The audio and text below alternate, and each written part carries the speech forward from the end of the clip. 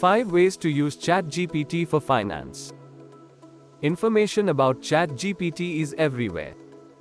But nobody is telling you how to use it for finance. I decided to change that. Here are 30 examples of you can benefit from ChatGPT. Productivity.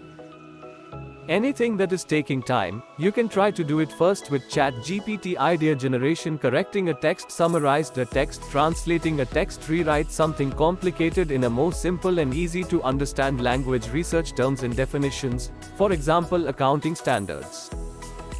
Tutorial for tools.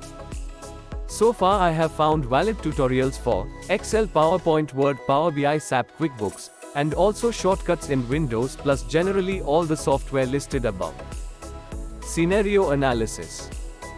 Break-even analysis, compare two scenarios, change of price and impact on demand, elasticity, hourly rate, effect of inflation, business case, ROI. Create finance procedures. Closing checklist, standard operating procedures, internal controls, step-by-step guide to make a task, dunning procedure and letters, finance guidelines. Write high-quality emails. Budget guidance, request input, prepare a meeting, executive summary, minutes, communication with clients and suppliers. Thank you for watching.